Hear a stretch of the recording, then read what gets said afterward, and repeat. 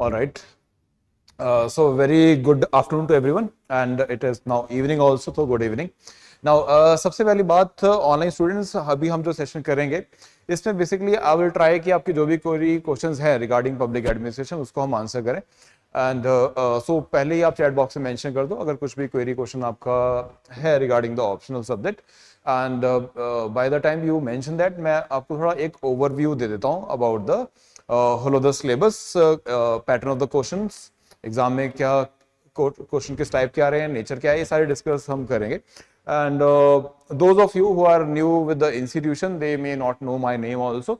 So my name is Deepak Thakur and I am the faculty for public administration. ठीक है, आप सबको तो पता ही.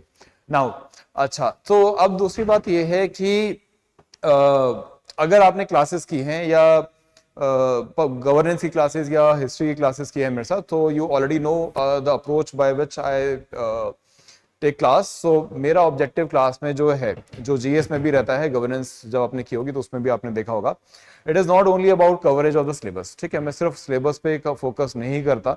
मेरा ऑब्जेक्टिव रहता है that is eventually you are going to be a civil servant and I always call you the policy maker. ठीक है, मैं हमेशा पॉलिसी मेकर ही बोलता हूँ आपको. सो अब वो जब अप्रोच हम रखते हैं कि भाई इवेंचुअली हम पब्लिक एडमिनिस्ट्रेटर बनने वाले हैं या फिर हम जो है वो पॉलिसी मेकर बनने वाले, so we need to have that kind of orientation from the day one. ठीक है, पहले दिन से वो अप्रोच रखना चाहिए. अब देखो कई स्टूडेंट्स यहाँ पे सेशन में है जो कि थोड़ा से अभी और भी ऑप्शनल सब्जेक्ट्स को एक्सप्लोर कर रहे हैं शायद. सो जैसे ईशा है हमारे पास, that is she is saying कि वो पब्लिक एडमिनिस्ट्रेशन का बैकग्राउंड है but she is still thinking कि वो ऑप्ट करे कि ना करे. तो अब देखो क्या बेसिकली ना मैं इन सारे क्वेश्चंस को कुछ कैटेगरीज में डिवाइड कर देता हूं. अब तुम तो क्वेश्चन पूछ रहे हो लेकिन एक दो क्वेश्चन मैं भी पूछ लेता हूं तुमसे. देखो सबसे बेसिक आइडिया है that is why you are preparing for this examination. ठीक है, पहली बात तो ये कि आप इस एग्जाम के लिए तैयारी ही क्यों कर रहे हो. ठीक है, क्योंकि जो भी क्वेश्चन तुम्हारे माइंड में आ रहा है ना, वो इन क्वेश्चंस का अगर आप आंसर अपने आप को दे सकते हो तो ये डाउट सारे अभी क्लियर हो जाएंगे. ठीक है, you will not have the doubt regarding कि ऑप्शनल सब्जेक्ट कौन सा लेना है या पब्लिक एडमिनिस्ट्रेशन आपके लिए क्यों ठीक रहेगा या आपके लिए क्यों एक सुटेबल सब्जेक्ट होता है. तो पहली बात यह है कि this is the why part कि आप इस एग्जाम के लिए तैयारी ही क्यों कर रहे हो, जिसको वी कैन कॉल कि आपका मोटिवेशन क्या है. ठीक है, पहली बात. दूसरी बात that is how you are preparing for this examination. अगर आपको वाई क्लियर है, so how you are preparing for this examination, that is your strategy. ठीक है, आपकी स्ट्रेटजी क्या है for this preparation. And then the next is कि which is basically that is how you see or which direction you eventually want to take. ठीक है, अब मैं थोड़ा क्लियर कर देता हूं ये तीनों क्वेश्चंस आपको, आप ही से आंसर मैंने लेना है. पहली बात आपका मोटिवेशन क्या है और दूसरी बात दैट इज आप किस स्ट्रेटजी से स्टडी कर रहे हैं. ठीक है, क्या आपकी जो स्ट्रेटजी है that is only to clear the examination और are you thinking that is कि मुझे टॉप रैंक लेना है, टॉपर्स की लिस्ट में आना है, या एक अच्छा रैंक लेना है बेसिकली अपने लिए. सो ये ऑब्जेक्टिव है. एंड देन इवेंचुअली आप अपने करियर को किस डायरेक्शन में लेके जाना चाहते हैं. ठीक है, this is about your career. अब इसमें दो चीजें, क्या आप यूपीएससी को एक गवर्नमेंट सर्विस समझते हैं या गवर्नमेंट जॉब समझ रहे हैं, और you think that it is something which makes the difference. ठीक है, क्या आप कुछ डिफरेंस लेके आना चाह रहे हैं कंट्री में, सोसाइटी में एंड अकॉर्डिंगली. ठीक है, अब देखो so if I ask you about your motivation, अब मुझे जनरल आइडिया बताना. जब आपने सोचा था कि मैं यूपीएससी के लिए तैयारी करूं, स्कूल में सोचा, कॉलेज में सोचा या अदरवाइज, आपके माइंड में पहली बात क्या थी कि आपका वो मोटिवेशन क्या है. ऑनलाइन मैं सबसे आंसर चाह रहा हूं इन क्वेश्चंस का, तो चैट बॉक्स में मुझे सभी आंसर करेंगे. This is basically telling your own self that is what makes you or why you are making such a effort for this examination. ठीक है, जैसे कई सारे बच्चे आप में से हैं, जैसे मैम है कि अभी ग्रेजुएशन आपका फाइनल ईयर हो गया है ना, तो कई हमारे पास अंडर ग्रेजुएट भी रहते हैं. तो you have multiple other things. आपका जैसे बीएड कर रहे हो ना, अब आप कर रहे हो, okay, so that is idea is कि आप मल्टीपल चीजें कर रहे हो, ठीक है, या फिर आप एक्स्ट्रा एफर्ट लगा रहे हो। सो ये मोटिवेशन क्या है, क्यों कर रहे हैं हम ये, ठीक है, पहली बात, क्योंकि ये जब क्लियर होता है ना तो आपको कोई सेल्फ मोटिवेशन की बुक नहीं पढ़नी पड़ती, कोई आपको अलग से किसी की मोटिवेशन स्टोरीज नहीं देखनी पड़ती। You are having a self motivation कि भाई मैं इस एग्जाम को विद अ पर्पस कर रहा हूं, ठीक है। तो पहली चीज ये। दूसरी, अगर आपका ये मोटिवेशन नहीं भी है, आपको सिंपल यूपीएससी को एज अ करियर देख रहे हो और आप देख रहे हो कि भाई टॉप रैंक लेना है, तो इसके लिए मुझे ये ऑप्शंस देखना है कि जो मुझे स्कोर दे सके। तो बेटर स्कोर कौन सा सब्जेक्ट देगा, या फिर मे बी इजी कौन सा सब्जेक्ट रहेगा, ठीक है, जो आप सोचते हैं कि भाई इजी सब्जेक्ट हो सकता है, ठीक है, या फिर क्या ओवरलैप कौन से सब्जेक्ट्स में है,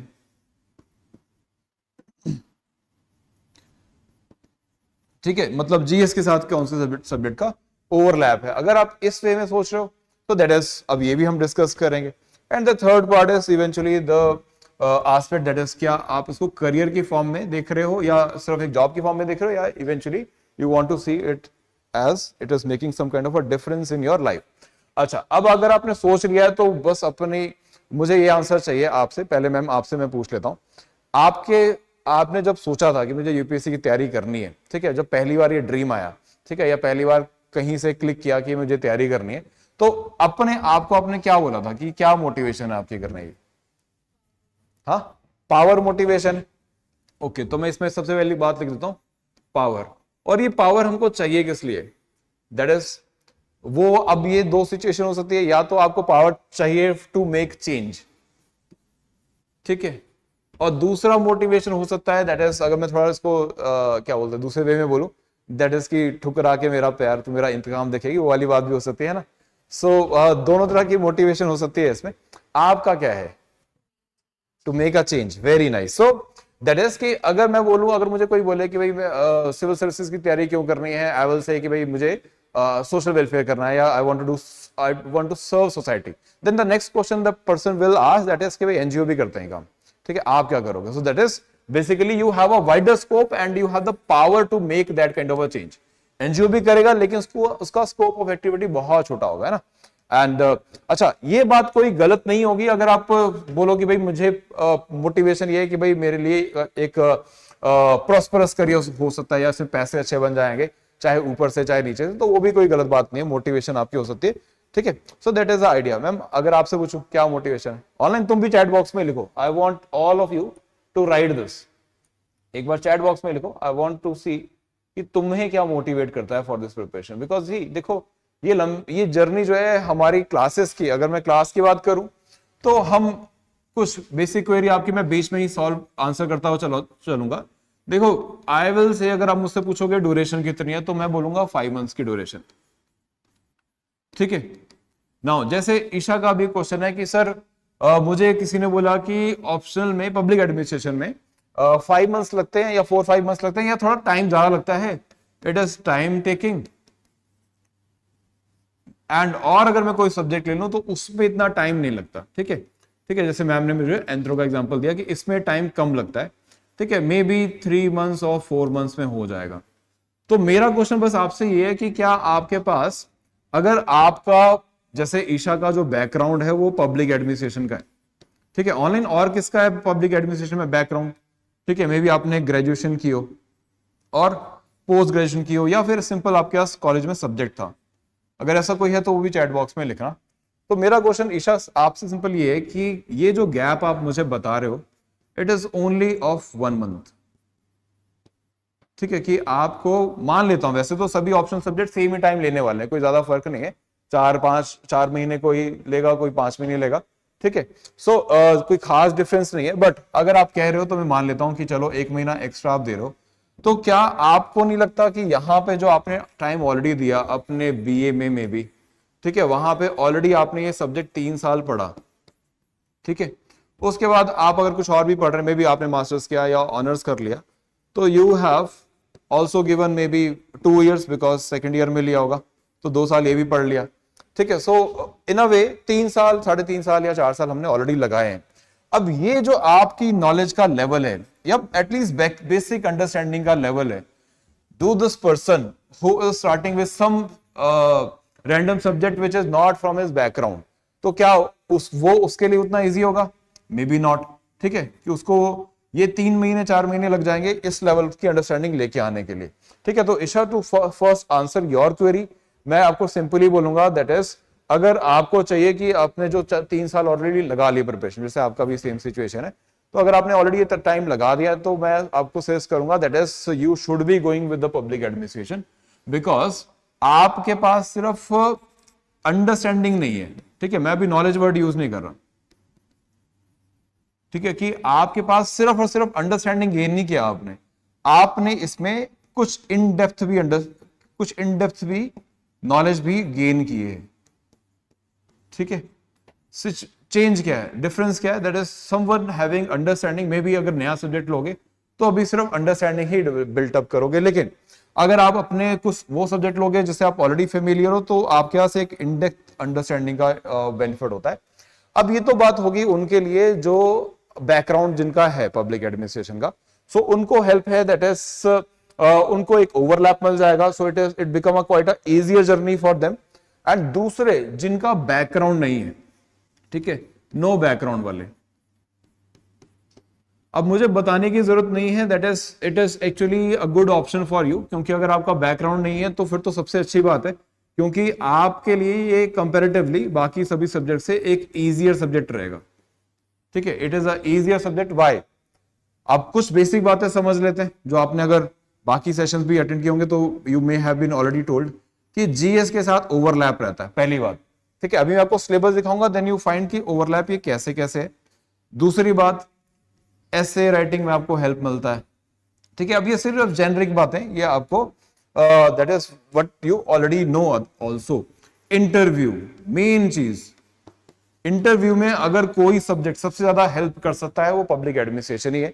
ठीक है, apart from the GS and the ऐसे पार्ट। ठीक है, अब इसमें नॉन बैकग्राउंड वालों को मैं इतना बता दूं कि द आइडिया है रेस कि अगर तुम्हारा बैकग्राउंड नहीं है ह्यूमैनिटीज का, ठीक है, या फिर पब्लिक एडमिनिस्ट्रेशन का अदरवाइज, तो you have one advantage, that is the easy language. अभी आपको मैंने एक हैंडआउट दिया और ऑनलाइन तुमसे मैं भी डिस्कस भी करूंगा, दैट इज इस पूरे सिलेबस में पब्लिक एडमिनिस्ट्रेशन के आपको कहीं पर भी ऐसा नहीं लगेगा that is you can not understand the question at least. ठीक है, या अगर मैं आपको कोई हैंडआउट दे रहा हूं क्लास में, तो कभी भी आपको ऐसा नहीं लगेगा यार इसको पहले मुझे कोई जो है वो समझा दे। ठीक है, इसको पहले मुझे कोई एक्सप्लेन करे, उसके बाद ही मुझे समझ में आएगा। एंड ये खासकर उन बच्चों के लिए जिन्होंने बीटेक किया हुआ है, जिन्होंने बीकॉम किया हुआ है, जिन्होंने मे बी बीसीए कर रखा है, computer sciences and also the management वाले जो बच्चे, क्योंकि कई सारे टॉपिक्स अभी आप देखोगे दैट इट ओवरलैप्स। ठीक है, वो ओवरलैप करता है आपकी इस प्रिपरेशन के साथ, इन सभी सब्जेक्ट के साथ। ठीक है, तो उनको भी एडवांटेज है। एंड प्लस अगर आपका बिल्कुल ही बैकग्राउंड है ही नहीं, आपने बिल्कुल देखा ही नहीं है इसको, सो इसकी जो इजी लैंग्वेज है वो सारी आपको हेल्प करेगी। ठीक है, अभी मैं इसको इलेबोरेट करूंगा एंड बाय दैट मैं देख लेता हूं और क्या क्या आपके पास बैकग्राउंड है। ओके, निर्मल का तो लॉ ही बैकग्राउंड है, सो अभी मैं आपको बता देता हूं कि आपको कैसे यूजफुल रहने वाला है।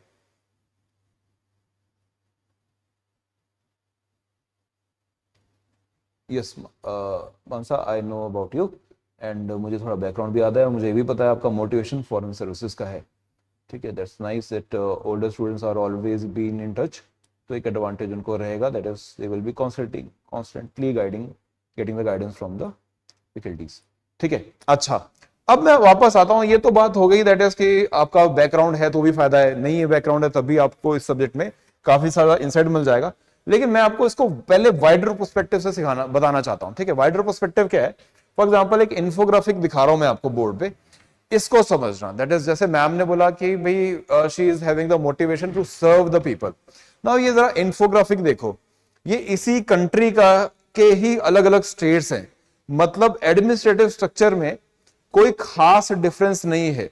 ठीक है, but even then you are having on an average only 63% of the Indian schools having the electricity connection। मतलब आज भी अराउंड 80 years के बाद भी आपके स्कूल्स में, आजादी के 80 साल के बाद भी आपके पास आज भी जो है कई सारे स्कूल्स हैं जहां पर इलेक्ट्रिसिटी नहीं है. Now who are the worst performing states? So these are the worst performing. कुछ के पास ज्योग्राफिकल प्रॉब्लम है, ठीक है, north eastern states has a geographical issue, but why it is not happening here? Madhya Pradesh में क्यों नहीं हो रहा है, उड़ीसा में क्यों नहीं हो रहा है, ठीक है, दैट इज उत्तर प्रदेश में क्यों नहीं हो रहा है? नाउ एंड इसमें कुछ और भी एग्जांपल देता हूं regarding that. For example here Maharashtra. Now ये वो स्टेट्स हैं जहां पर आपके पास अदरवाइज भी प्रोस्पेरिटी जो है वो comparatively other part of the country ठीक है. तो मतलब आपके पास फंड भी है, आपके पास फंक्शन भी है, मतलब you are getting that power to implement the things, you are having the idea. But एक चीज में दिक्कत है, फंक्शनरी. ठीक है, फंक्शनरी मतलब द एडमिनिस्ट्रेटर, जो एडमिनिस्ट्रेटर एक्चुअली काम कर रहा है ऑन ग्राउंड. ठीक है, बिकॉज अलग अलग स्टेट्स में मोटिवेशन का लेवल, और फॉर एग्जांपल आपको मोस्ट ऑफ द पैरामीटर में मिलेगा कि Kerala is the best performing state in the country. Why? Because of this difference कि आप एडमिनिस्ट्रेशन पे कितना काम करते हैं. ठीक है, कुछ स्टेट्स अपने लॉ एंड ऑर्डर के लिए जानी जाती हैं, तमिलनाडु हो गया, केरला हो गया, एंड कुछ स्टेट्स जो हैं वो जानी जाती हैं अपने लॉ लेसनेस के रिगार्डिंग. ठीक है, अगर मैं इसको सर्कल नहीं भी करूंगा उत्तर प्रदेश और बिहार को, you already know the example. क्यों? बिकॉज पुलिस सिस्टम सेम है, आपका पुलिस एक्ट भी सेम है, मॉडल पुलिस एक्ट भी सेम रहता है, आपका जुडिशियल सिस्टम भी सेम है, but why they are not able to perform? Again because of the administration. Now so my main objective is always to make you understand कि आपको ये बनना है, इसको इंप्रूव करना है, एक अच्छा एडमिनिस्ट्रेटर बनना है, ताकि कंट्री की ये जो कंसर्न्स हैं आप इसको रिजॉल्व कर सके. ठीक है, we can not afford to suffer for such a longer period. अब ये मैं लार्जर ऑब्जेक्टिव से बता रहा हूं, maybe you may not have the interest कि भाई मेरे को नेशन को सर्व नहीं करना. ठीक है, मुझे नहीं फर्क पड़ता कि बच्चे अंधेरे में पढ़ रहे हैं या पढ़ ही नहीं रहे, बिकॉज मैं खुद भी नहीं पढ़ने में कभी इंटरेस्टेड था, तो मुझे परवाह नहीं. ठीक है, you may think like this, but the idea is कि अगर आप इस एग्जाम को भी फिर भी क्रैक करना चाहोगे तो भी आपको एक इंपॉर्टेंट चीज समझनी पड़ेगी, that is that you have multiple toppers who has opted for this examination. ठीक है, अब मैंने पूरा लिस्ट जो है टॉपर्स का बनाया सिर्फ. ठीक है, सिर्फ टॉपर्स की लिस्ट है जो रिसेंट एग्जामिनेशन से लेकर आपके पास 2011 तक का है. अब यहाँ पे जो आप रैंक्स देखोगे ये एक्चुअली मार्क्स के अकॉर्डिंग है. ठीक है, जिसने जैसा मार्किंग रही है, जिसने जैसा मार्क आए हैं उसके अकॉर्डिंग उसको प्लेस किया गया है. नाउ अब आइडिया अब इसमें या तो आप ये देख लो कि भाई इस सिर्फ एग्जाम क्रैक करना है और मुझे अच्छे स्कोर्स कहां से मिलेंगे. तो you can see that students are easily getting quite a higher score. 300 के आसपास स्कोर्स स्टूडेंट्स ले रहे हैं इसमें easily. Now so that means कि आपको पब्लिक एडमिनिस्ट्रेशन तो ठीक काम, जो आपका पर्पस है दैट इज मुझे स्कोर मिल जाए, एग्जाम में अच्छा स्कोर आ जाए, वो तो आपको वो दे रहा है. अब रैंक जो है आपके जीएस पे भी डिपेंड करेगा, सो अकॉर्डिंगली वो भी आपको इंप्रूवमेंट मिलेगी इसमें. अब दूसरी बात, अब ये तो एक चीज है ये कि आपको सिर्फ सर्विस चाहिए, पावर चाहिए, तो ये मैंने कुछ स्क्रीनशॉट शेयर किए जो अभी आपको लिस्ट दिखाई मैंने, जो स्टूडेंट्स टॉप कर रहे हैं एग्जामिनेशन में, जो अच्छा रैंक ले रहे हैं. नाउ आज मैं बस ये देखना चाह रहा था कि क्या ये जो पब्लिक एडमिनिस्ट्रेशन ऑप्शन ले रहे हैं, ठीक है, और जो फाइनली सर्विसेज में आ गए, ठीक है, अब क्योंकि मैं रिसेंट वालों का नहीं ले सकता, अभी सर्विसेज में ऐसा इन्फ्लुएंशियल रोल नहीं है उनका, लेकिन जिनके 10-12 साल हो चुके हैं उनका बड़ा इन्फ्लुएंशियल रोल है. For example Prince Dhawan, 3rd ranker, public administration option, 2011-12 का बैच का स्टूडेंट था, यूटी कैडर लिया था, चंडीगढ़ में भी डीसी बहुत टाइम तक रहा है. ठीक है, नाउ अब इनको बहुत सारी प्रेजेस मिली हैं, एप्रिसिएशंस मिली हैं for that, and I just want to see कि इन्होंने पब्लिक एडमिनिस्ट्रेशन को इवेंचुअली अपनी प्रैक्टिकल वर्क लाइफ में कैसे इंप्लीमेंट किया. तो for example we know about the Prince Dhawan, अभी तो इनकी ट्रांसफर्स हो गई हैं, ये अभी प्रेजेंट पोजीशन नहीं है. तो बेसिकली प्रिंस धवन का अभी मैंने केस स्टडी देखा, that is he was quite influential when he was he was serving as a DC in the Arunachal Pradesh. अब केस स्टडी में आया कि भाई प्रिंस धवन ने बड़ा अच्छा काम किया specifically during the covid period, where he knew कि जो माइग्रेंट वर्कर हैं उनकी अरुणाचल प्रदेश को बहुत जरूरत है. अब ये आपको कैसे पता लगता है? दैट इज आप जब डेमोग्राफी को स्टडी करते हो, you understand about the economic profile of your state, you understand about the administrative requirement of the state, you understand about the social issues, ठीक है, you understand about the administrative limitations also.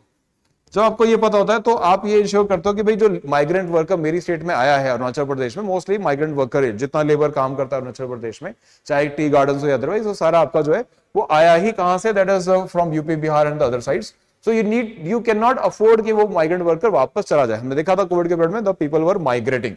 So we can not afford to see that, because पूरी की पूरी industry बंद हो जाएगी in the Arunachal Pradesh, because local labour नहीं है. सो अगर आपने पब्लिक एडमिनिस्ट्रेशन की नॉलेज को, अब प्रिंस धवन ने कैसे यूज किया, because he was knowing about these profiles and the importance of these sectors and the ideas. So he was quite clear कि भाई अपने को वर्कर को यहीं पे रखना है. ठीक है. सो अब उसने पब्लिक एडमिनिस्ट्रेशन कई सारे टूल्स इसमें यूज किए. For example that is personal administration. अब पर्सनल एडमिनिस्ट्रेशन क्या होता है कि आप अपने ऑफिसर्स को कैसे मोटिवेट करते हो, कैसे गिवन रिसोर्सेज में आप एक लीडरशिप देते हो. मोटिवेशन. अब मैं इसको आगे अगर मोटिवेशन थ्योरी लिख दूं उसके आगे, तो ये आपका पेपर 1 का सिलेबस का पार्ट हो जाएगा.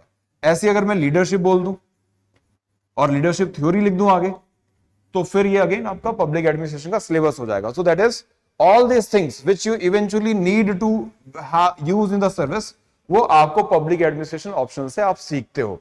ठीक है.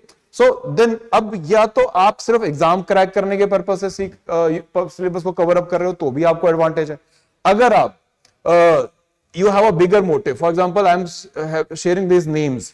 ठीक है. अब इसमें से कौन सा नेम तुमको तुम्हारे लिए आइडियलाइज हो सकता है, that is up to you. If you see yourself as a IPS officer, ठीक है, if you want to be of someone who is known or who want to make a name in the IAS lobby or specifically IPS lobby, तो you may have the knowledge about the Ajit Doval, है ना, इनके बारे में सुना होगा. So again IPS officer Kiran Bedi, कोई भी ऐसा नहीं होगा जो भी सिर्फ यूपीएससी की तैयारी कर रहा होगा उसको उनका नाम नहीं पता होगा, because she is the first IPS officer. ठीक है. तो गर्ल्स में idolise her for that purpose. Ashok Khemka, now though he is known for other purposes. ठीक है. अभी मैं रिसेंटली इनका इंटरव्यू देख रहा था, इन्होंने बोला कि लोग जिस चीज के लिए मुझे पहचानते हैं एक्चुअली वो गलत पहचान है मेरी, मैं उसके लिए कभी उसके लिए मैं कभी नहीं जाता था, मुझे लोग उसी नाम से मुझे जाने. अब अगर मैं तुमसे अशोक खेमका का नाम लूंगा तो क्या याद आएगा तुमको? हाँ, किसके लिए जाने जाते हैं अशोक खेमका? सुना है नाम? नहीं सुना? किसके लिए इनका नाम आता है ऑनलाइन? तुम मुझे अगर बता सको अशोक खेमका, तुम किस लिए नाम सुना तुमने इनका? यस, दैट इज कि most transferred officer in the country. ठीक है. सबसे ज्यादा ट्रांसफर इनकी हुई है. बट इन्होंने बड़ी अच्छी बात बोली, ये देखो मुझे इस बात से कोई दिक्कत नहीं है कि मेरी सबसे ज्यादा ट्रांसफर हुई, लेकिन मुझे इस बात की हैप्पीनेस है, खुशी है कि मैंने एक रजिस्टर का काम किया. इलेक्ट्रिकल इंजीनियर का बैकग्राउंड है इनका, तो इस की मैंने एक रजिस्टर का काम किया कि मैंने जब भी मुझे कोई प्रेशर आया, ठीक है, या किसी ने मुझे कुछ मैनिपुलेशन करने के लिए बोली या कुछ करप्ट प्रैक्टिसेस करने के लिए बोली, तो मैंने अपने एंड पे उसको रोका है. ठीक है. तो उनको बोला भी गया भाई इतना रेजिस्टेंस होने का फायदा क्या, बिकॉज इसके बाद कुछ फिर भी काफी सारी करप्ट प्रैक्टिसेस तो हो जाती हैं. देन इसके देखो मैंने अपनी तरफ से नहीं होने दिया. ठीक है. तो मैंने एटलीस्ट खुद रोका एंड इसका एक इंपैक्ट सोसाइटी में गया. ठीक है. सो आज इसीलिए इनकी फोटो हम यहाँ पे डिस्कस कर रहे हैं. देन शी इज दुर्गा शक्ति नागपाल. इन्होंने अपना नाम बनाया था as a DM of Uttar Pradesh में नोएडा, जिसका पहले हुआ करता था गौतम बुद्ध नगर, अब जिसका नाम है. तो वहां पर she was a DM and she stopped the land mining. ठीक है. एंड ऐसे ही आपने इनका नाम डेफिनेटली सुना होगा, क्या नाम है? विनोद राय. ठीक है. Vinod Rai was ex CAG. ठीक है. Now he reached to a very high position in the civil services and CAG का पोजीशन मतलब that is the controller and auditor general, जिन्होंने फाइनली ये रिवील किया कि जो 2G में there is not appropriate allocation of the resources, जिसको media ने फाइनली स्कैम भी बोल दिया. ठीक है. तो अब ये लोग कौन है जिन्होंने अपनी पोजीशन को यूटिलाइज करके they made some changes, they made a difference in the society. तो अगर आप एक्चुअली में डिफरेंस क्रिएट करना चाहते हैं सोसाइटी में, तो आपको पब्लिक एडमिनिस्ट्रेशन इस वे में हेल्प करेगा कि that is you will be able to see that is आप जिस पोजीशन के लिए जा रहे हो वहां पे रोल क्या है आपका. ठीक है. या आपको वहां पे ऐसे कौन से टूल्स आपके हाथ में रहेंगे जिसको आप यूज करके इवेंचुअली एक अच्छा सिविल सर्वेंट बन सकते हो. ठीक है. फॉर एग्जाम्पल इफ अगर आप जनरल स्टडीज की तैयारी कर रहे हो, यूपीएससी की तैयारी कर रहे हो किसी भी और ऑप्शन सब्जेक्ट के साथ, तो you may not be reading about the administrative behaviour, जिसमें आपको कोई लीडरशिप नहीं सिखा रहा. जिसमें आपको अपने ऑफिसर्स को मोटिवेट कैसे करना ये कोई नहीं सिखा रहा। ठीक है, आपको एथिकल वैल्यू डेफिनेटली आपको जीएस में आप कवर अप करते हो, बट इनमें भी क्या क्या वेरिएशंस हो सकती है वो कोई नहीं बता रहा। ठीक है, इवेंचुअली जिस डिपार्टमेंट के आप हेड हो, जिस ऑर्गेनाइजेशन को आप चलाने वाले हो, उसमें आपको कैसे हायरार्की मेंटेन करनी है, कैसे ऑफिसर्स को अपनी बात मनवाने के लिए मोटिवेट करना है, कैसे रिसोर्सेज को मैनेज करना है, कैसे मैन पावर को मैनेज करना है, ह्यूमन रिसोर्स, ठीक है, इसको मैनेज करना है। तो ये आप बहुत बाद में सीखते हो। इवेंचुअली ये जो आप बोर्ड पे देख रहे हो, ये जीएस पेपर 1 का सिलेबस है, 12 यूनिट इसमें रहेंगे। और ये बात समझना कि जो सारे के सारा सिलेबस है पब्लिक एडमिनिस्ट्रेशन का, इवेंचुअली आप जो सर्विस में जाओगे तो आपको ये वहां पर भी सिखाया जाएगा। ठीक है, मतलब आप कौन सी एकेडमी में जाते हो अगर आप आईएएस सिलेक्ट होते हो? हाँ, लबासना कहां पर है? मसूरी में। चलो, अपना एड्रेस पता है फ्यूचर का। ठीक है, तो लबासना में इवेंचुअली हम जब जाते हैं तो आपको ये पता है कि जब लबासना से तुम्हारी ट्रेनिंग कंप्लीट होकर निकलती है तो तुमको एक वो डिग्री देते, पता है? एंड वो डिग्री किस चीज में होती है? उस डिग्री को बोलते हैं that is the masters in public administration. ठीक है, तो आपको मास्टर्स इन पब्लिक एडमिनिस्ट्रेशन की ही डिग्री मिल रही है। मतलब लबासना में जाने के बाद भी आप यही सारे सब्जेक्ट्स को पढ़ रहे होंगे, because this is what you required to do in the field. आपको फील्ड पे यही काम करना है। ठीक है, इसी सिलेबस को पढ़ना है, इसी को ही इंप्लीमेंट करना है। सो दैट इज, अब अगर मैं सिंपल वे में बोलूं कि भाई तुम अब देखो, मैं ज्यादा इधर उधर की क्या बात करूं, सीधा बात समझो कि तुम बनना चाहते हो पब्लिक एडमिनिस्ट्रेटर, और जो ऑप्शनल सब्जेक्ट है उसका नाम है पब्लिक एडमिनिस्ट्रेशन, तो फिर इसमें ज्यादा सोचने वाली बात तो वैसे भी नहीं होनी चाहिए। ठीक है, इवेंचुअली अगर यही बनना है तो फिर यही पढ़ो। ठीक है, एंड दूसरी बात, अब you may have in the mind कि पहली बात तो एग्जाम क्रैक करना है, तो मैं आपको नंबर्स दिखा देता हूं, आपने ये नंबर्स अदरवाइज भी देख लिए होंगे। ये लेटेस्ट रिपोर्ट है यूपीएससी की, जो हर साल वो एनुअल रिपोर्ट निकालते हैं। ये 2021 का रिपोर्ट है, थोड़ा सा लैग रहता है उनकी रिपोर्ट में, रिसेंट यही है। अब आपने जो भी ऑप्शनल सब्जेक्ट और देखे होंगे, मे बी आपने फिलोसफी देखा, मे बी आपने पॉलिटिकल साइंस देखा, एस्ट्रोलॉजी देखा, मे बी आपने यहाँ पे हिस्ट्री भी देख लिया होगा, और कौन सा रह गया, एंथ्रोपोलॉजी, ये देख लिया होगा। देखो, अब मैं आपको सिंपल बता दूं, दैट इज कोई भी सब्जेक्ट खराब या बहुत अच्छा नहीं होता। अगर आप अच्छे से उसको रेडी करते हो तो सबका सिलेक्शन रेट सेम है। अगर कोई बच्चा, फॉर एग्जांपल पब्लिक एडमिनिस्ट्रेशन में कम बच्चों ने अपेयर किया विद द सब्जेक्ट, तो जो पास परसेंटेज है वो 8.6 है। किसी सब्जेक्ट में, फॉर एग्जांपल पीएसआईआर में बहुत सारे बच्चों ने अप्लाई किया, लेकिन फिर भी सक्सेस रेट सेम ही है। ठीक है, and this you will find most for all the subject, कोई खास डिफरेंस नहीं है, पॉइंट्स में चेंज है।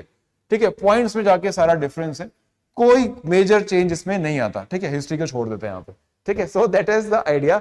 नाउ अब इसमें बात क्या है, the point here is it is not about the subject, but you can see the success rate here. ठीक है, एक्चुअली आपकी जर्नी को इजी कौन बना सकता है वो आपको देखना है।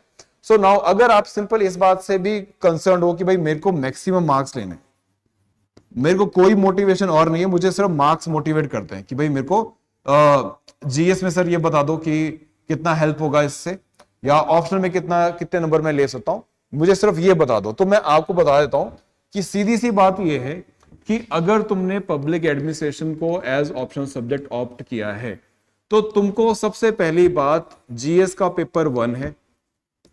इसमें आपके पास आप हिस्ट्री करते हो, हिस्ट्री में आप हर एक पीरियड का एडमिनिस्ट्रेशन करते हो, तो वो आपके सिलेबस में यहां पर भी है। फॉर एग्जांपल आप मुगल एडमिनिस्ट्रेशन करोगे, आप कौटिल्य का अर्थशास्त्र करोगे, ठीक है, आप ब्रिटिश एडमिनिस्ट्रेशन करोगे, ये तुमने ऑलरेडी अपनी हिस्ट्री में भी कवर अप किया है। ठीक है, सो दैट मींस ये आपका ऑलरेडी सिलेबस का ही पार्ट है। ठीक है, जीएस में आपका ये कवरेज हो गया। अब जीएस पेपर 2 पर आते हैं, और ये तो आपको पता ही है, that is it is all about the polity and governance. ठीक है, इसमें और कुछ भी नहीं है, सिर्फ और सिर्फ पॉलिटी एंड गवर्नेंस है। और जो पॉलिटी आप क्लास में करते हो, पॉलिटी प्लस जो गवर्नेंस आप पढ़ रहे हो, ये सारा as it is ditto copy paste. ठीक है, ये आपका ऑप्शनल भी है। ठीक है, इसमें कुछ भी चेंज नहीं है। तो मतलब आपका पूरा का पूरा जीएस पेपर 2 है वो एज इट इज ओवरलैप है, कुछ भी अलग नहीं है। ठीक है, मैं आपको सिलेबस से समझाता हूं ये बात। ठीक है, अब यहां पे मैं तुमको पेपर 2 दिखाता हूं, दिस इज पेपर 2। अब इसमें सिलेबस को देखो, evolution of Indian administration, online खासकर तुम इस ध्यान देना, ठीक है। अब ये पेपर 2 है, इसमें एक पहली बात तो कोई भी तुमको वर्ड ऐसा नहीं लगेगा सिलेबस का विच यू मे थिंक कि भाई ये तुम्हारे जीएस में नहीं कवर अप किया। अगर मैं तुमसे अभी पूछूं तो दो दो लाइन तो तुम अभी बता दो, एवोल्यूशन ऑफ इंडियन एडमिनिस्ट्रेशन, ठीक है, कि इवॉल्व कैसे हुआ, कौटिल्य के टाइम पे, मौर्य के टाइम पे कैसा था, मुगल्स के टाइम पे कैसा था, ब्रिटिशर्स के टाइम पे कैसा था, बस ये आपका पेपर 1 है, यूनिट 1 है ऑफ द पेपर 2। फिलॉसफी, आपका कॉन्स्टिट्यूशन बना कैसे, कॉन्स्टिट्यूशन की कमिटीज क्या थी, 1935 का एक्ट क्या है, 1919 का एक्ट क्या है, अगेन ये आपने हिस्ट्री में भी कवर अप किया है और आपने पॉलिटी में भी कवर अप किया है। Then public sector undertaking, PSU कैसे काम करते हैं। अब ये जीएस में आप इतना फोकस से नहीं करते, ठीक है, वहां पे आप इकोनॉमी में आपको बताया तो जाता है कि that you have PSUs in the country, working कैसे करते हैं, आपको कुछ मॉडल भी सिखाते हैं लाइक पीपीपी मॉडल, ठीक है, पब्लिक प्राइवेट पार्टनरशिप के साथ हम अच्छा एक गवर्नमेंट बिजनेस चला सकते हैं। पब्लिक सेक्टर एंटरप्राइजेस मतलब गवर्नमेंट का बिजनेस, ठीक है, जब गवर्नमेंट बिजनेस करती है तो that is called as public sector enterprises, ठीक है। कुछ नाम, दैट इज फॉर एग्जांपल कुछ steel authority of India, SAIL, ठीक है, ऐसे ही अभी एरोनॉटिकल भारत इलेक्ट्रॉनिकल लिमिटेड जो है वो न्यूज में चलता है, ठीक है, भेल आपके पास एक एग्जांपल है। तो ये बड़ी कंपनीज हैं जो गवर्नमेंट खुद चलाती है। Now so this is part of your public administration and the unit 3 part. Now अब इसके बाद इस पे आओ, देखते जाओ बस। अब आपको मैं ये दिखाना चाह रहा हूं कि पेपर 2 आपका सारा का सारा जीएस के साथ ओवरलैप कर रहा है। इसका मतलब क्या है कि for example union government and administration, इसमें आप क्या करोगे, दैट इज आप समझोगे कि पीएम की पोजीशन क्या है, इसके साथ प्राइम मिनिस्टर ऑफिस का इंपॉर्टेंस क्या है, क्या ये जो प्राइम मिनिस्टर ऑफिस है पहले भी इतना इंपॉर्टेंट था जितना आज हो गया कि हर एक काम जो है प्राइम मिनिस्टर ऑफिस से ही चलता है, ठीक है। देन काउंसिल ऑफ मिनिस्टर कैसे काम करते हैं, गवर्नर का क्या रोल है। अब मुझे बताओ इनमें से कौन सी ऐसी चीज है जो तुमने अदरवाइज जीएस में नहीं करनी या नहीं की है, ठीक है। ये सारा सिलेबस आपका एज इट इज है। प्लान एंड प्रायोरिटीज मतलब नीति आयोग का काम, ठीक है। सो बेसिकली ये सारे सिलेबस हैं, सारे का सारे आपके 14 टॉपिक्स हैं, 14 यूनिट्स है इन द पेपर 2। ये सारा आपका जीएस का सिलेबस है। अब वापस आते हैं ऑन दिस फ्लो चार्ट। तो मतलब अगर मैं पेपर 3 पर आ जाऊं, जीएस पेपर 3, तो इसमें आप सारा का सारा सिलेबस कवर अप करोगे, चाहे वो इकोनॉमी का, चाहे वो आपका, अब इसमें साइंस हमें एक्चुअली सच नहीं है, ठीक है, लेकिन इकोनॉमी हमें पूरी की पूरी जो इकोनॉमी आप करते हो वो सारी यहां पर भी हम कवर अप करेंगे, ठीक है। आप इसमें बजट भी करोगे, आप इसमें जो है वो प्लानिंग भी करोगे, डेट भी करोगे, सारा का सारा जो पार्ट है वो इसमें भी ओवरलैप हो जाएगा। एंड जो आपको थोड़ी सी हेजिटेशन होती है इकोनॉमी में वो इसमें नहीं है, बिकॉज इसमें आपको बहुत माइन्यूट कैलकुलेशन फॉर्मूलाज या कॉन्सेप्ट्स ऐसा नहीं है, it is a general idea about the budgeting and all, ठीक है। तो आपका जीएस पेपर 3 भी कवर हो गया इसमें, ठीक है। And then most important GS paper 4, GS paper 4 जिसको आप एथिक्स बोलते हो, ये सारा का सारा जो है आपका पब्लिक एडमिनिस्ट्रेशन का पेपर 1 है। पेपर 1 मैं दिखा देता हूं, पेपर 1 पे चलते हैं ना। अब इधर देखो पेपर 1 पे, पेपर 1 का सिलेबस, इसमें आप जब when you cover the topic regarding कि भाई एथिकल वैल्यूज क्या होनी चाहिए, और सिविल सर्वेंट का रोल क्या होता है डेमोक्रेसी में, ठीक है, अकाउंटेबिलिटी एंड कंट्रोल क्या होता है, अकाउंटेबिलिटी कैसे मेंटेन करनी है, ठीक है। सो ये and then again moral values की क्या इंपॉर्टेंस है, पर्सनल वैल्यू की क्या इंपॉर्टेंट है, मोरल क्या होता है, मोरालिटी क्या होती है, मोरालिटी में क्या डिफरेंस है, एथिक्स क्या होते हैं, ठीक है, लीडरशिप क्या होती है, ये सारी चीजें आप एथिक्स में भी कवर अप करते हो। तो they are as it is been covered here also. And कुछ आपको और भी चीजें, इसमें एक एडमिनिस्ट्रेटिव लॉ लिखा है। ये बेसिकली क्या है, जिसमें हम और देखते हैं कि लॉ किस तरीके से काम करता है या गवर्नमेंट का रोल क्या रहता है लॉ में। फॉर एग्जाम्पल ट्रिब्यूनल्स का क्या रोल है, ठीक है। तो this is all the aspect जो आप जीएस में भी कवर अप करोगे, यहां पर भी। नाउ अब इसमें कुछ ऐसे टॉपिक्स हैं जो कहीं पर आपको नहीं मिलेंगे, जो बेसिकली आपको सिर्फ पब्लिक एडमिनिस्ट्रेशन में ही कवर अप करना है। अब उन पे आ जाते हैं नाउ। अच्छा, किसी को इन बिटवीन किसी सिलेबस के पार्ट पे भी कोई क्वेश्चन पूछना है तो मुझे बता देना, ठीक है, उसको भी हम आंसर करते हुए चलेंगे।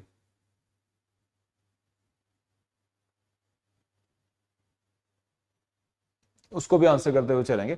अच्छा, अभी निर्मल जैसे लॉ बैकग्राउंड से, तो मैं थोड़ा सा इसको और इलैबोरेट कर देता हूं कि जब आप एडमिनिस्ट्रेटिव लॉ करते हो तो इसमें क्या है, हम बात करते हैं कि भाई जो गवर्नमेंट जो एजेंसीज बनाती है, फॉर एग्जांपल कई बार आपके पास जो डीएम है, डिस्ट्रिक्ट मजिस्ट्रेट, उसके पास भी कई सारी लॉ मेकिंग पावर्स होती है, ठीक है। तो पावर क्यों देनी चाहिए उसको, या उस पावर से वो क्या इंपैक्ट कर सकता है एडमिनिस्ट्रेशन में, ये सारी बातें हम करते हैं in the public in the administrative law, ठीक है। And then this is the, अब ये सिलेबस को मैंने आपको हैंड आउट से भी अभी मैं आपको दिखा दूंगा कि इनसे टॉपिक क्या क्या है इसमें आते हैं और क्वेश्चन किस किस टाइप के, ठीक है, वो भी अभी हम कवर अप कर लेंगे। नाउ इसमें कुछ और चीजें देखते हैं, जैसे कि नाउ हेयर वी हैव, अब ये एक आपको मैं एग्जांपल दे रहा हूं of the administrative theory part, administrative thought and administrative behaviour, दोनों में से। नाउ एक एडमिनिस्ट्रेटिव बिहेवियर का में जैसे थ्योरी हम जब करते हैं तो हम बात करते हैं कि एक जो वर्कर है या एक जो ऑफिसर है, अगर आप चाहते हो कि आपका ऑर्गेनाइजेशन अच्छा परफॉर्म करे, ऑर्गेनाइजेशन अच्छा परफॉर्म करे, तो ये इसके लिए सिर्फ पैसा बहुत नहीं है, money is not the only thing, ठीक है, सिर्फ मनी से बात नहीं बनती, तो एक्स्ट्रा हम क्या दे सकते हैं। So that is we need to see कि क्या जो बेसिक वर्कर होगा जिसने भी सर्विसेज ज्वाइन किए, उसको तो सिर्फ साइकोलॉजिकल या फिजियो सोशोलॉजिकल नीड्स है उसके, मतलब आप उसको रोटी कपड़ा मकान दे दो वो उतने में खुश है, ठीक है। लेकिन जैसे जैसे वो अपनी एम्प्लॉयमेंट में आगे बढ़ेगा, उसकी नीड्स या उसको मोटिवेट करने वाले फैक्टर्स बढ़ेंगे। अब और आगे बढ़ेगा तो बोलेगा कि मुझे सिर्फ काम नहीं चाहिए, मुझे सिक्योरिटी भी चाहिए अपने काम के लिए, ठीक है, कि भाई I am getting that kind of a security for the things, ठीक है। मतलब क्या मेरी जॉब सिक्योरिटी रहेगी, क्या मुझे जो अर्निंग आ रही है वो रेगुलर रहेगी, क्या मुझे प्रमोशंस रेगुलर रहेंगे कि नहीं, ठीक है। एंड इसके ऊपर आओगे, जैसे सिविल सर्विसेज में होता है कि आप सिविल सर्विसेज की तैयारी सिर्फ इनके लिए नहीं कर रहे, ये मनी आपको कहीं और से ही मिल जाता, but you are preparing for this services because आपको फ्रेंड्स को दिखाना है, मे बी फैमिली को एक प्राइड देना है, ठीक है, या कम्युनिटी में अपना नाम बनाना है। सो that is also part of your career progression. तो हम देखते हैं कि सर्विसेज में अगर आपको अलग अलग लेवल का वर्कर है तो उसकी मोटिवेशन के फैक्टर्स भी अलग अलग है। So accordingly you need to cater them, ठीक है। अगर आप आईएएस बन गए तो आपको बाकी सारी चीजें मिल रही हैं, लेकिन as a senior bureaucrat you may not be getting that kind of recognition, ठीक है, या आपको you are not getting that kind of esteem in the society कि भाई मैं जो हूं मैंने कुछ अचीव कर लिया, अभी मैंने आपको कुछ नाम दिखाए, विनोद राय कुछ अचीव कर लिया, that is the name for himself, that is transforming the working of the CAG, ठीक है। मैंने आपको नाम दिखाया for the first women IPS, ठीक है, Kiran Bedi, so she has made a name for herself. So that is, अब आपको हर एक लेवल पे एक स्पेसिफिक रिक्वायरमेंट्स होती है which you need to fulfil, ठीक है। अब ये क्या है, ये बेसिकली आपकी थ्योरी का पार्ट है, ये हम करते हैं पेपर 1 में। तो इस तरह से हमारे पास कई सारी थ्योरी आती है। पेपर 1 इज क्वाइट फेमिलियर, वो आप ऑलरेडी अपने सिलेबस से भी देखते हो, उसमें कोई डिफरेंस नहीं है। अब ऐसी कुछ और भी एग्जांपल देख लेते हैं, like this is a theory part, ठीक है, जिससे आप कई बार आपको लगेगा कि भाई इस सब्जेक्ट में या किसी भी सब्जेक्ट में आपको थ्योरी आ गई, ठीक है। तो बेसिकली ये थ्योरी बड़ी बेसिक्स होती है, बेसिक थ्योरीज है, इसमें कोई ऐसा नहीं है कि बहुत टेक्निकल अंडरस्टैंडिंग आपको चाहिए। पब्लिक एडमिनिस्ट्रेशन की जो थ्योरी पार्ट है, it's a quite easy and direct part. For example it takes example of a prism and it says कि भाई बेसिकली क्या है कि जब कोई सोसाइटी इवॉल्व होती है तो हर कोई ऑफिस नहीं होता, कोई डिपार्टमेंट नहीं होता, एक ही वर्किंग स्टाइल होगा और वही सारे काम, सारे डिपार्टमेंट काम या सारी एक्टिविटीज वही देखेगा। बट जैसे जैसे सोसाइटी प्रोग्रेस करती है वैसे वैसे हम देखते हैं स्पेशलाइजेशन आता है कि भाई आपने लॉ एंड ऑर्डर के लिए अलग ऑफिसर बना दिया, आपने एडमिनिस्ट्रेशन के लिए अलग ऑफिसर बना दिया, आपने रेवेन्यू के लिए अलग ऑफिसर बना दिया, आपने लैंड रिफॉर्म्स के लिए या लैंड रेवेन्यू के लिए इवन अलग से ऑफिस बना दिया। तो that is we see and we call it as a prismatic transformations, ठीक है। तो this is a basic examples of the paper 1, जिसमें आपके पास डिफरेंट थ्योरीज आ जाएंगी एंड थ्योरेटिकल एस्पेक्ट आ जाएंगे, ठीक है। नाउ पेपर 2 के एग्जांपल्स भी ले लेते हैं साथ ही। नाउ पेपर 2 में क्या करते हैं हम कवर अप, तो पेपर 2 में वी हैव फॉर एग्जांपल एक एग्जांपल लेते हैं इसमें कि when you are making a policy then what you need to think, कि आप ये पॉलिसी बना किसके लिए। फॉर एग्जांपल अगर आप पीपीपी मॉडल से हाईवे चलाना चाह रहे हैं तो फिर इनिशियली आपका आइडिया था कि भाई हमें गवर्नमेंट बनाएगी, गवर्नमेंट ऑपरेट करेगी और गवर्नमेंट ही जो है उसको मेंटेन भी करेगी। So that is everything was being done by the government. But then you realize कि भाई as the country progress we need not only to increase our infrastructure but we need money for that to.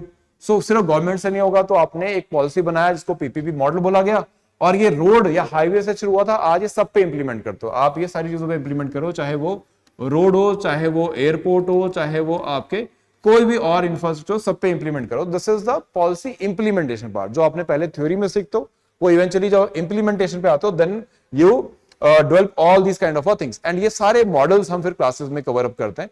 Similarly you have the example here of the tolls, कि भाई India में जो tolls हैं they are increasing every year, and actually in last 5-7 years 3 times increase हो चुका। क्यों हुआ? But क्यों हुआ? That is the government is using this money, और जो भी कलेक्ट हो रहा है for the other developmental projects also, and but अगर इसको हम कंपेयर करें, बिकॉज आपके सिलेबस में एक कंपैरेटिव पार्ट भी है, ठीक है, दिस इज कंपैरेटिव स्टडीज, जहां पे हम कंपैरेटिव मॉडल्स देखते हैं, ठीक है, चाहे वो प्रेसिडेंट को प्राइम मिनिस्टर से कंपेयर करना हो, या प्रेसिडेंट ऑफ यूएस को पीएम ऑफ इंडिया से कंपेयर करना हो, या फिर दो पॉलिसीज को कंपेयर करना हो कि भाई आप जो भी टैक्सेशन अभी लगा रहे हो, टोल लगा रहे हो, वो अभी भी टॉप रैंकिंग कंट्री से बहुत नीचे है, ठीक है। तो that is, it is not that issue at the policy level, but you need to make people realise कि सारा पैसा आप विजिबली यूज कहां कर रहे हो, कि हाईवे की क्वालिटीज कैसी बन रही है, इवेंचुअली वो मेंटेन भी हो रहा कि नहीं हो रहा। अगर आप ये वैल्यू दे पाओ लोगों को, so then they do not have a problem. So basically अब ये कैसे समझाओगे आप लोगों को, that is वो हमारा पेपर 2 समझा, वो पेपर 2 उसमें हमें हेल्प करता है, that is कि ये सिविल सर्वेंट्स सर्विसेज का काम है, ये डिस्ट्रिक्ट लेवल पे डीएम का काम है, ठीक है। इसको फाइनेंशियली मैनेज कैसे करना है, कि अगर आप पीपीपी मॉडल से चलाना चाह रहे हो तो उसमें क्या आप इनिशिएट, क्या लॉज या क्या बाय लॉज बनाओगे कि आप इसे इंप्लीमेंट कर सको। तो ये सारा पार्ट आपका पेपर 2 का आ जाता है, and this is how we cover the whole of the syllabus, ठीक है। Now this is the part which I just want to give you the overview. अब इसमें तुम्हारे कुछ क्वेश्चंस क्वेरी हैं तो आप बताओ, एंड उसके अकॉर्डिंग फिर हम आगे बढ़ जाएंगे, ठीक है। इसमें तुम्हारा कुछ क्वेश्चन आ रहा है तो बताओ, तुम दोनों का कोई क्वेश्चन है? हाँ देखो, अब इसमें अगर आपको मैं ये बताऊं कि भाई ये करंट अफेयर्स कितना है और स्टैटिक कितना है, तो ये जो पेपर 2 है ये आपका करंट अफेयर्स ओरिएंटेड है। इसमें जितने क्वेश्चन आने हैं वो आपको करंट अफेयर से आने।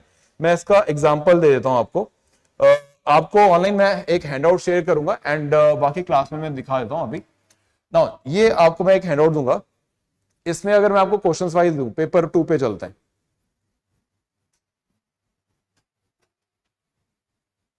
अपने हैंडआउट जिन ऑफलाइन स्टूडेंट्स, आप एक बार हैंडआउट में ओपन कर लो ना। फॉर एग्जांपल यहां पे हम बात करते हैं,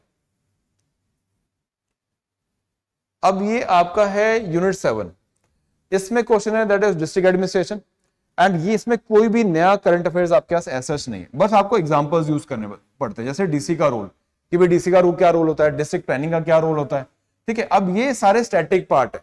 अगर मैं आपको सिंपल यहां पर बताऊं, इस सिलेबस पार्ट पे बताऊं, तो पूरा का पूरा जो ऑप्शनल का सिलेबस है, ये पार्ट तो आपके हैं सारे स्टैटिक। अब देखते जाओ स्टैटिक कितना है और करंट कितना है।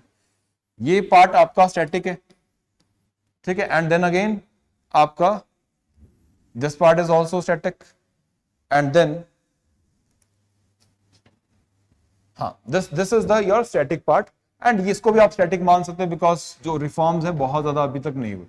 नाउ तो पेपर 2 में आपके पास यू कैन से कि अराउंड 70% जो है वो करंट अफेयर ओरिएंटेड है, जो कि आप जीएस के लिए भी तैयार करोगे। मतलब इसमें कोई अलग से आपको करंट अफेयर्स नहीं कवर अप करने, जो आप जीएस में करोगे वो ही एज इट इज अप्लाई होगा, पहली बात।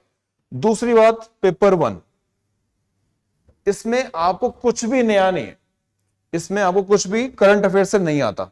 जो भी इसमें चीजें दी हैं वो सारी की सारी स्टैटिक है। तो मतलब आपको एट द मैक्स में 3 बुक्स बोलूंगा पढ़ने के लिए, ठीक है, जो आपको परचेज करनी है। इसके अलावा I will be sharing handouts, आपको जहां पर भी जो चीजें बुक से नहीं होंगी उसका मैंने हैंडआउट बनाया हुआ है, ठीक है, and that will save our time also in the classes. तो आपके लिए बड़ा कम टाइम में ये सिलेबस कवर अप करने का एक तरीका हो जाएगा कि ये सारा का सारा जो सिलेबस है वो आप 3 मोड से करोगे। पहली बात हैंडआउट, दूसरी बात क्लास नोट्स, एंड तीसरा ओनली 3 to 4 बुक्स। बस इतना काम आपको करना है। एंड इसका मैं आपको एडवांटेज बता दूं, जितना कम आपको काम करना पड़ेगा ऑप्शनल पे, उतना ज्यादा टाइम तुम्हारे पास जीएस में बच जाएगा, एंड दूसरी बात, उतना ज्यादा टाइम तुम अपनी रिवीजन पे लगा सकते हो। ठीक है, तो जीएस पे आप टाइम दे सकते हो। और एक और इंटरेस्टिंग बात, जब जीएस प्रिपेयर कर रहे होगे तो आपका ऑप्शनल रिवाइज हो रहा होगा, ठीक है, बिकॉज सिलेबस सिमिलर है। और जब तुम जीएस के लिए पढ़ोगे तो तुम अपना ऑप्शनल जीएस का भी कंटेंट जो है वो रिवाइज कर रहे होगे या प्रिपेयर कर रहे हो। तो अगर पब्लिक एडमिनिस्ट्रेशन रिवाइज कर रहे हैं तो हम जीएस को प्रिपेयर कर रहे हैं, अगर जीएस प्रिपेयर कर रहे हैं तो पब्लिक एडमिनिस्ट्रेशन रिवाइज हो रहा है। This is the benefit which we are having, and as I shown you कि around 70% syllabus is quite overlap, तो there is nothing, there is only 30% part जो आपको एक्स्ट्रा करना पड़ता है, जो आप अदरवाइज नहीं करोगे, ठीक है। मतलब ऑप्शनल के कॉन्टेक्स्ट में अगर मैं देखूं, पब्लिक एडमिनिस्ट्रेशन के कॉन्टेक्स्ट में, तो आप सिर्फ और सिर्फ 30% सिलेबस ही कवर अप कर रहे हो, which makes your life easier, ठीक है, क्योंकि आप 70% तो वैसे भी जीएस में पढ़ने वाले हो, ठीक है। वो आपको एसए के लिए भी चाहिए, वो आपको जीएस के चारों पेपर्स के लिए भी चाहिए, तो यहां पर भी आप करोगे ही, ठीक है। अगर आप पब्लिक एडमिनिस्ट्रेशन ऑप्ट कर रहे हो, नहीं कर रहे, तभी आप ये करोगे। द एडवांटेज इज कि आपको सिर्फ 30% एक्स्ट्रा स्टडी करके you are getting the good reward, ठीक है, आपको अच्छा रिवॉर्ड मिल रहा है फॉर दैट पार्ट, ठीक है। अच्छा, अब ऑनलाइन आपके कुछ क्वेरी क्वेश्चन है तो उनका मुझे बता दो, आई will answer those aspect, and फिर मैं आपसे एक हैंडआउट भी शेयर करूंगा, उसको आपने गो थ्रू हो जाना है, एंड जो भी क्वेश्चन क्वेरी रह जाएगा उसके लिए आप मुझे डायरेक्टली मैसेज भी करेंगे। हाँ जी, ऑनलाइन इसके अलावा तुम्हें कोई क्वेश्चन क्वेरी आ रहा है तो बताओ। मैंने बता दिया कि किन बच्चों के लिए ये सुटेबल रहेगा, एंड किन बच्चों को, खासकर अगर आप नॉन ह्यूमैनिटीज बैकग्राउंड से हो लेकिन बीए बीकॉम का आपका बैकग्राउंड हो, so it is quite useful for that, ठीक है। सो इसके बाद अगर तुम्हारा कुछ क्वेश्चन फिर भी है तो मुझे बताओ क्या क्या तुम्हारी और क्लैरिटी तुमको चाहिए, and I am sharing my WhatsApp number, जो ऑलरेडी स्टूडेंट्स उनके पास होगा, जिनके पास नहीं है उनसे मैं शेयर कर रहा हूँ, 8837636013। आप लोग डायरेक्टली मुझे मैसेज कर सकते हो, and whatever queries you have I will answer there also. अगर आप क्लास में अभी नहीं पूछ पा रहे तो बाद में आप यहां पर भी पूछ सकते हो। हाँ मैम, आपका भी है कुछ क्वेरी ऐसी बात को जो हमको लाइफ में दिक्कत दे रही है अभी भी, ठीक है। देखो सीधी सी बात है, this is a journey in which you need a companion which can go along, ठीक है, जिसके हाथ तुम्हें बैठ के इरिटेशन ना हो, ठीक है, क्योंकि 1-1.5 साल 2 साल रखना है साथ में, जो तुम्हें लगे कि भाई तुमको कुछ फुलफिलिंग हो रहा है, कि भाई तुम लॉन्ग जर्नी पे चले हो, तुम्हारे साथ जो है तुम्हें एनरिच कर रहा है, तुमको कुछ तुम्हें जर्नी में तो फाइनल डेस्टिनेशन तक लेके जाएगा, लेकिन वो जर्नी भी तुम्हारे लिए अच्छी कर दे, ऐसा सब्जेक्ट, ठीक है। So if you having any kind of a query और doubt, I will simply say कि that is public administration is offering you something which is of which you will never have a regret, because life में eventually ये सारे subject पढ़ भी रहे हो, और eventually सर्विसेज में जाओगे तब भी काम आने, एग्जाम में क्रैक करना है तब भी काम आने, सर्विसेज में ट्रेनिंग होगी तब भी काम आने, तो इवेंचुअली ये तो पढ़ने ही, आज करने कल करने वो आपके ऊपर है। आपको मैंने बता दिया कि सक्सेस रेट सेम ही है, कोई खास डिफरेंस नहीं है, and syllabus will be covered in 5 months, and all the students who are already studied from the institute and with me, so they know about the way I teach, ठीक है, आपको पता है प्रोसेस, पता है कैसे क्लासेस होती हैं, कैसे मेरा वे रहता है to give you the explanations, flow chart, diagrams, everything, वो आप सबको पता है, ठीक है, उसमें I not need to explain, ठीक है। बाकी अगर कोई नया स्टूडेंट है, उसको कुछ ऐसी बातें हैं जो उसको और क्लैरिटी चाहिए, वो मुझे आप बता सकते हो ऑनलाइन। आपको I am giving 1 or 2 minutes मोर, अगर तुम्हारे पास कुछ भी ऐसा क्वेश्चन है तो मुझे बताना। बीटेक के लिए मैंने बताया वसु, आपको बेनिफिट ये है कि ये सारा जो सिलेबस है वो आपके जनरल स्टडीज के सिलेबस जैसा ही है, तो मतलब अगर तुम यूपीएससी की तैयारी तुमने सोच ली है कि मैंने करनी है, तो तुम कुछ भी ऐसा नहीं कर रहे हो, या कुछ भी ऐसा नहीं करना पड़ेगा तुमको, तो तुमको जीएस में ऐसे नहीं करना, ठीक है। तो तुम जीएस में भी ऑलरेडी ये सब करोगे ही, तो आपके लिए कुछ नया नहीं है। तो अगर आपने ये बीटेक होने के बाद भी अगर तुमने यूपीएससी की तैयारी का सोचा है, तो तुम पब्लिक एडमिनिस्ट्रेशन डेफिनेटली ऑप्ट कर सकते हो। There is nothing new, there is nothing technical, there is nothing which you need to work upon, ठीक है। This is just a 30% work which you need to do, and ये भी आपका theory part आ जाता है, which is quite simple and straight. इसमें कुछ याद करने वाला ऐसा नहीं है, कोई मेमोराइज करने वाला नहीं है। अगर कोई मेमोरी का इशू है तो कोई इसमें डिफिकल्टी नहीं है, सारा रीजनिंग पे बेस्ड है, सारा लॉजिक्स पे बेस्ड है, ठीक है। हाँ, बुक्स वगैरह मैं मानसा बता दूंगा, अभी हम कल भी 2-3 दिन आपके इंट्रोडक्शंस ही चलनी है, तो जो ऑलरेडी माइंड बना चुके हैं या अभी थोड़ा सा इंक्लाइंड है कि पब्लिक एडमिनिस्ट्रेशन ऑप्ट करना है, तो कल आपकी 2:30 से क्लासेस शुरू हो जाएंगी, तो अटेंड करना शुरू कर देना है, ताकि आपके जो भी फर्दर डाउट्स हैं रिगार्डिंग बुक्स वगैरह मैं कल शेयर कर दूंगा, हैंडआउट्स वगैरह भी कुछ कल शेयर कर दूंगा, तो हम प्रोसेस शुरू कर लेंगे, एंड हमारा जो सिलेबस है वो कवर अप होना शुरू हो जाएगा, ठीक है। ठीक है online, So I guess we can end the session here. If you have left with any query, you have the number. यहाँ पे मुझे कॉल कर देना, मैसेज कर देना, ठीक है, and I will take your queries personally, ठीक है, चलो, थैंक यू सो मच.